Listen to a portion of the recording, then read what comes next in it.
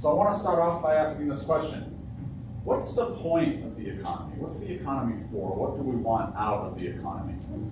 How about it starts with an M? Money, lots of money. Okay, you know. Good. You're tempted to say money, and that's okay, but really we want to look beyond money. Money's just a tool we use. What's money good for? Getting Stuff. That's what it was. stuff. All right? And that's what GDP is all about. GDP is really just a measurement of how much stuff our economy produces every year. It's really pretty simple, okay? So, food, transportation, services, haircuts, styling, technology, smartphones, housing, just to name a few, okay? Goods and services is what we want out of the economy. GDP is a number that tells us how much stuff we're producing, and then we can use these numbers to compare over time how well our economy is performing. So, we want stuff, and GDP is a measurement of how much stuff the economy produces. So far, so good, right? Very simple. And we have a saying in economics, more is referred to less. So we want more stuff. How much more stuff do we have? So GDP tells us gross domestic product. To understand what it means, it's probably most useful just to start by looking at the words themselves. It's kind of complex, it's a little bit of jargon. There's a lot of this in econ, but if we break it down, we can see what it is capturing. Okay, so let's start with gross. What's gross? Big. Nasty, it's so gross. No, not this side, you guys actually.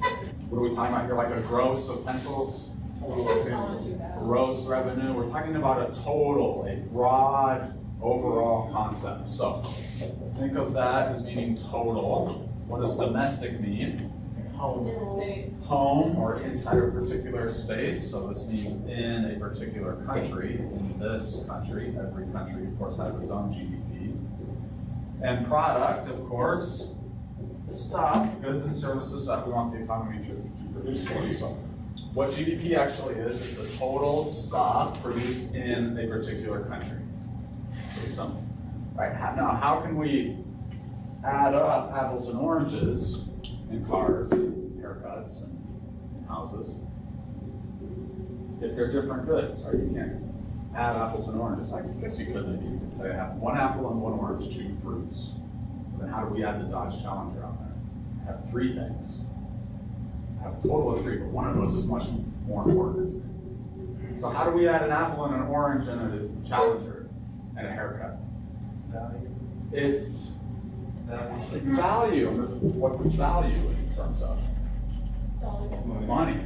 It's sold at a market price. So if we look at its market value, but we'll look at its market value, then we realize we have a common denominator that we can use to add up apples and oranges and cars and everything else. Now, I got a little ahead of myself. What are we going to use GDP for?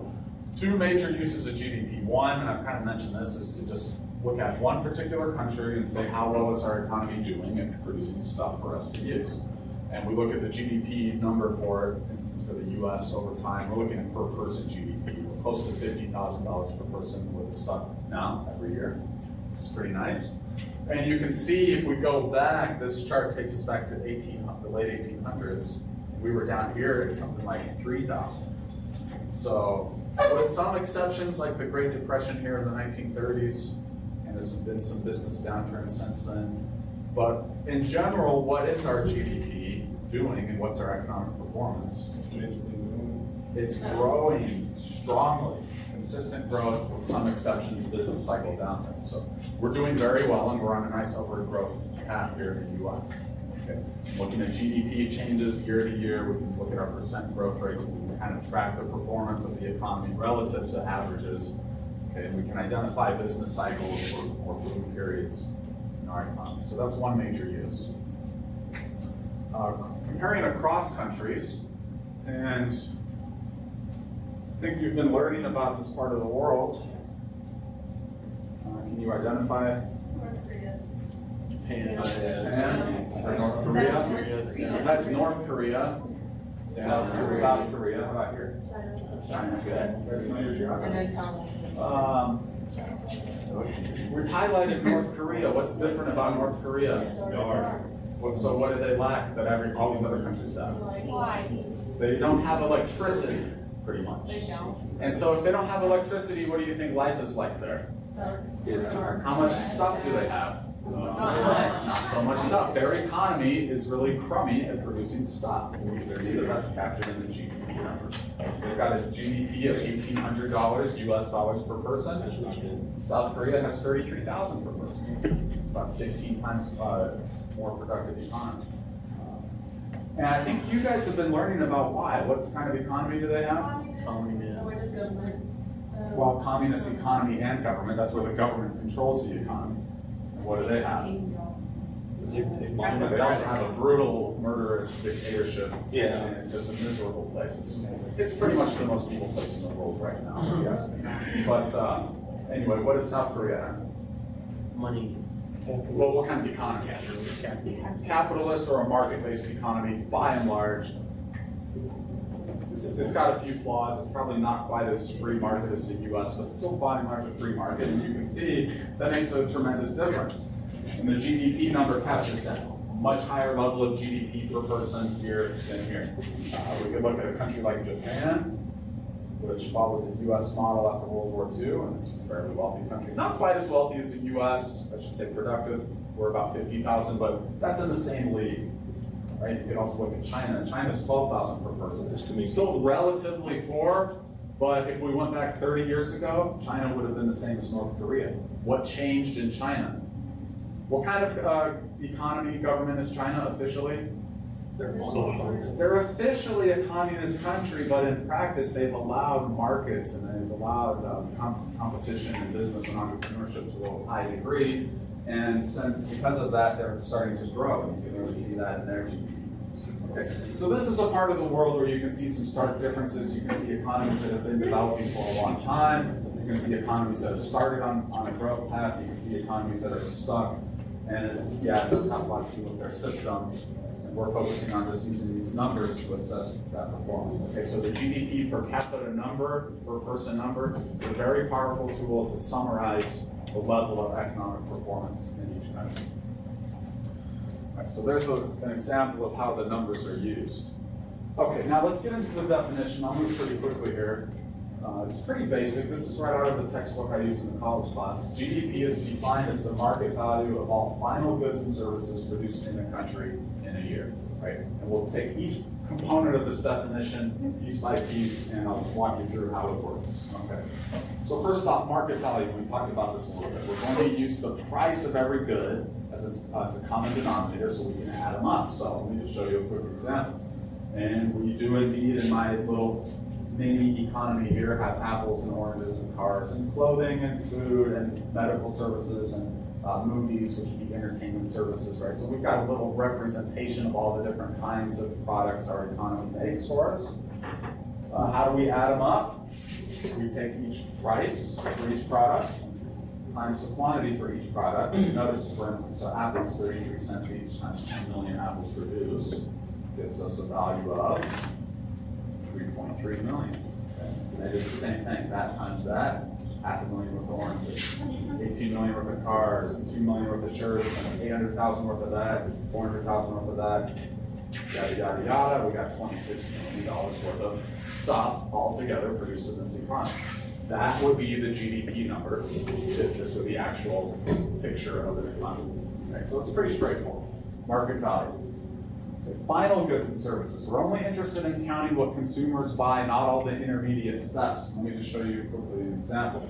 If you buy Wonder Bread, for instance, let's say it's $1 a loaf at Berkshire's, you're paying the cost of all the materials that produce Wonder Bread, right? What are the materials that Wonder Bread Company has to buy to make the bread? Flour, Yeast, sugar, eggs, all those ingredients. This is a profit-seeking company. Aren't those included in the $1 per loaf that you pay? Yeah, so we only have to count the value to the final purchaser of the product. Okay. So we only count once, and we count when the final user of the product buys it. Now, there's one exception to this. What about the oven? If they installed a new industrial oven, this could be $1 million piece of equipment. Is that captured in the loaves of bread produced in 1 year?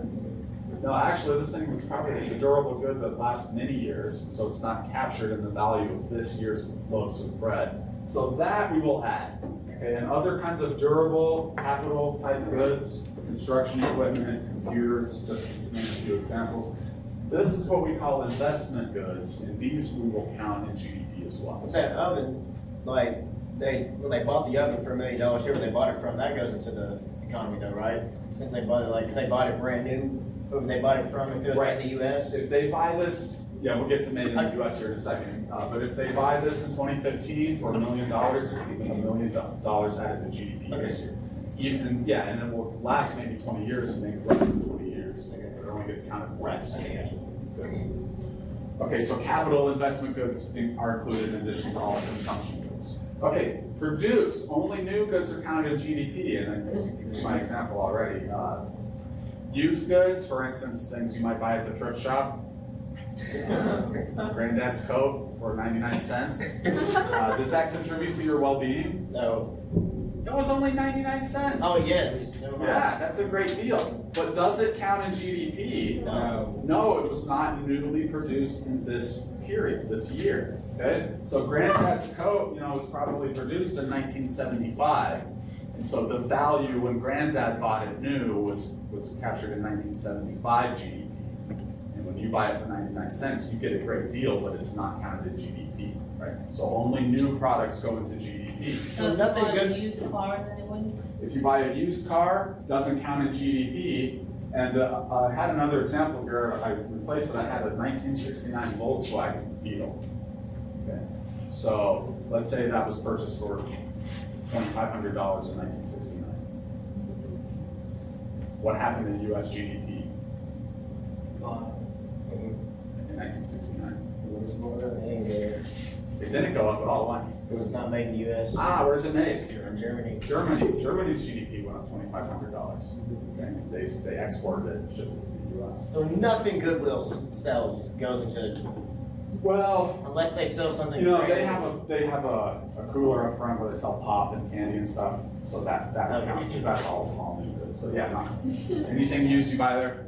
And that's you need to bear in mind that even though GDP doesn't go up, can people get good values here? Yeah. Okay, so actually we'll get to some points on the limits of GDP. But for now, notice that it's only new goods. Okay. Produced in the country. This is the domestic aspect of GDP. Stuff produced in the U.S., we don't care if the people who produce it are U.S. citizens or not, and we don't care if the company producing it is a U.S. company or not. So for instance, let's say these are foreign nationals, probably from Central America, picking lettuce in California. If it's produced in California, this is the value of this product count in U.S. GDP, yeah, even though foreign nationals are producing. Likewise, here is a foreign-owned company, Nestle. You probably recognize the Nestle bunny here. This was one where we used to live in Indiana. We would drive by this plant. My kids would get all excited. There's the 50-foot Nestle bunny on the side of the road. This is a foreign-owned company, but they're making goods in Indiana and the U.S. So the value of the products here counts in U.S. GDP. Bonus point, anyone know where Nestle is located? I do. Switzerland. Switzerland, give him a bonus point. Will do. Yeah, give me it. Yeah, that's a Swiss-owned company. And why do you think they would set up shop in the U.S. to make coffee creamer? Well, we like our coffee creamer, but why don't they just make it in Switzerland and I can ship it over? It costs money to ship it. Yeah, it costs a lot of money to ship it, and maybe the labor's more expensive there too, so it makes economic sense for them to locate their plants in the U.S. Yeah, you guys are sharp. Okay, and then in a year, GDP counts only what's produced in a given time period, output per year in our economy. Not overall wealth. It's not technically a measure of wealth, although they're usually correlated. If you produce more, you usually have more. Okay? But to understand this, what's the difference between production and annual product and wealth, I need to teach you briefly here about something called the stock flow distinction. Okay? So, anybody familiar with the stock flow distinction? A little bit of advanced economics, let me help you out. Okay, so it starts off like this. Stock certificate here. Got it? Make sense? Okay. How about this one? Maybe a little more Texas appropriate. We got stock here, and then flow. Flow. Got it? It's pretty straightforward. Got it? All right. Here's the real stock flow distinction. Think about water flowing into a bathtub. The stock, if we had at a moment in time measured how much water is in the tub, that's the stock of water in the tub. The flow is looking at how much water is coming out of the faucet over a given time period. So notice the flow says 20 gallons per hour. It could be liters per second. Okay, any kind of volume measurement times any or per any kind of time measurement. That's how much over a period of time is being added. And then the stock is at a point in time, how much do we have? So GDP, is it a stock or a flow? The market value of final goods and services produced in a country in a year, it's a flow, it's per year. Okay? What's stock? Stock would be national wealth, and I'll show you the numbers here in a second. So production, GDP, is a flow of new goods. Wealth is the stock of all goods we have at any point in time. Okay. GDP for 2014, 17.4 trillion. 17.4 trillion worth of final goods and investment goods produced in the U.S. last year. Our total wealth, as you can imagine, much bigger than that, 81.5 trillion. Why is wealth bigger than GDP? Because we buy stuff out of the country. yeah. Well, actually, GDP subtracts stuff that's important. But think about, what does wealth consist of? Everything. Houses, Oh, yeah. cars, buildings. Some stuff that's produced lasts, doesn't it? Yeah. So a house is produced in a particular year, but then it continues to exist and it's worth, it's got a value that continues. Okay, so some stuff of our annual GDP is long-lasting goods and that contributes to national wealth. Some stuff, like what about the apples and oranges? What happens to them once they're produced? You eat them now or they spoil, do they contribute to national wealth? No, they're consumed up in the same year they're produced. Okay. So a lot of this is going to be goods that are consumed pretty quickly. They don't contribute to wealth. Some of them, though, will be durable goods like cars or tractors or buildings, and they will contribute to overall wealth as well. Okay, so there's GDP. Now, let me give you a few pointers on what GDP can and cannot do, and then we'll wrap up with a kind of a summary statement.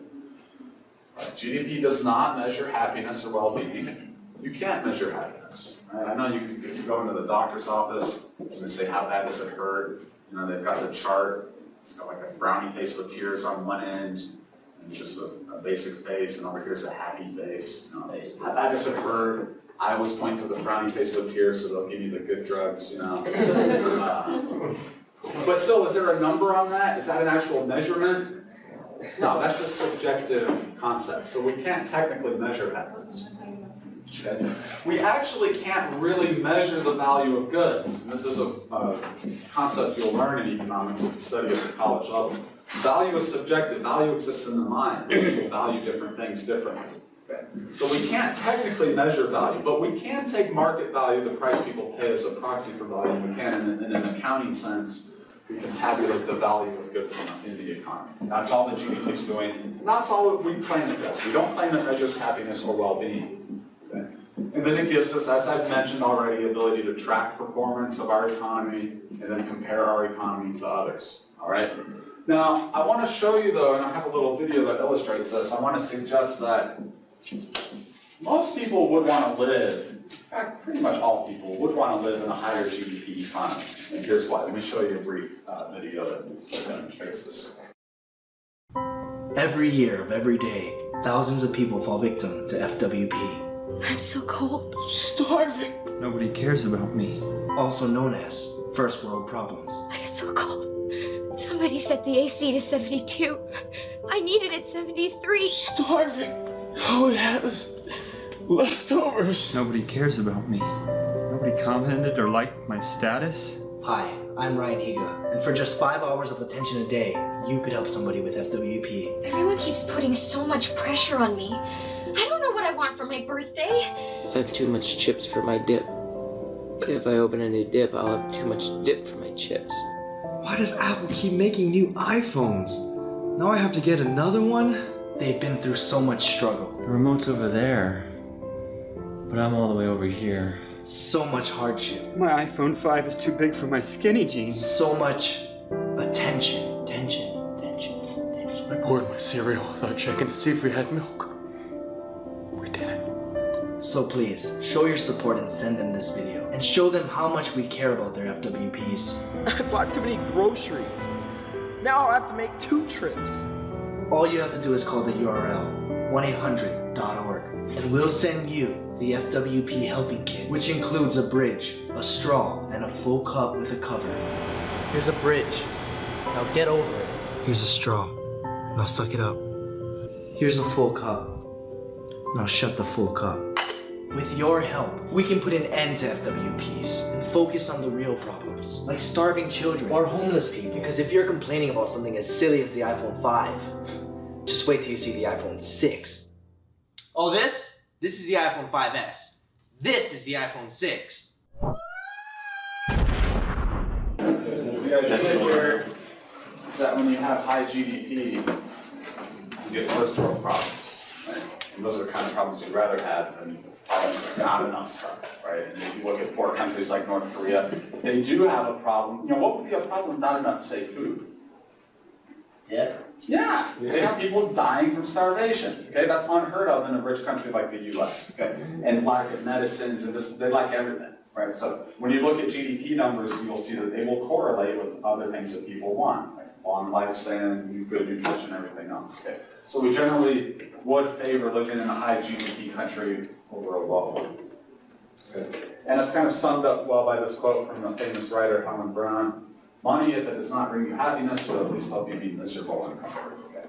And maybe, you know, that's kind of maybe that's a spiritual condition in the U.S. because we're all wrapped up in our goods. But hey, we'd much rather be there than be in a place that's starving and lacking for goods and services. Okay.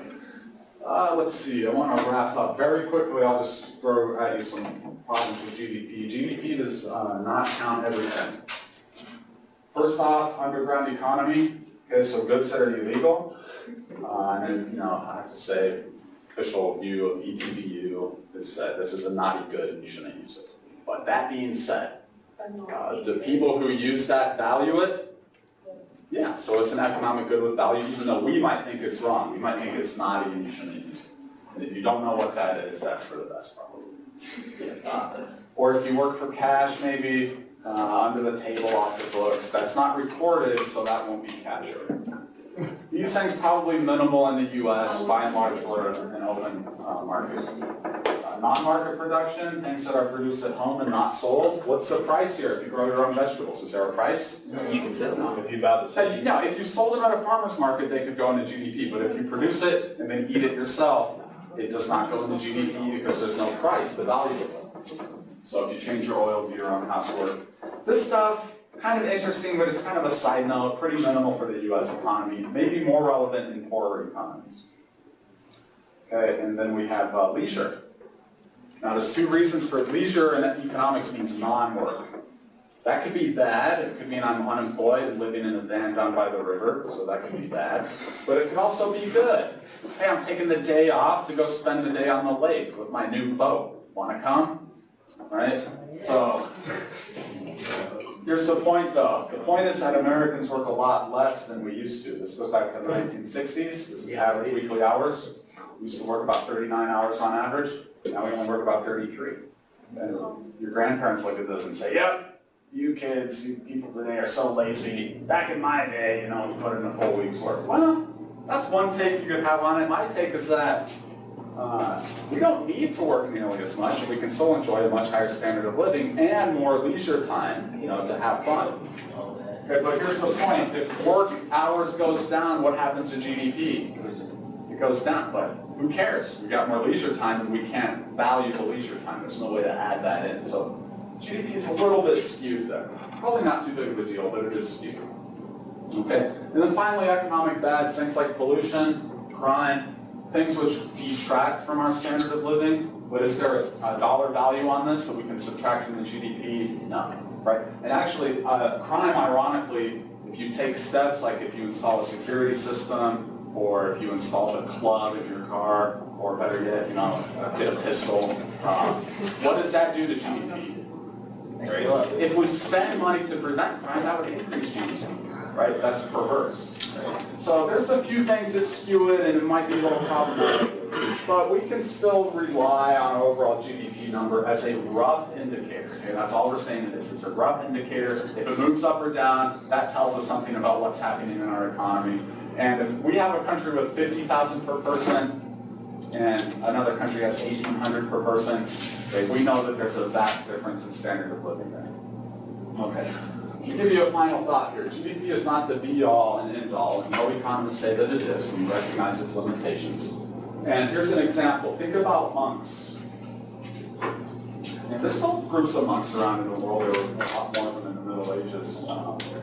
And what is their goal? They're trying to be at peace. They're trying to be holy. How do they live? They're kind of out there with nature. They take vows, right? Vows of celibacy, vows of poverty, vows of silence, maybe. And if they're all by themselves because they need to separate themselves from the sinful world, everything they produce is homegrown. So what's their GDP? If they don't sell anything or buy anything, what's their GDP? Zero. Does that mean they're sad and miserable? No, they might be the happiest people ever. So there's just an example to think about an extreme situation where they have no GDP, but they still might be well off.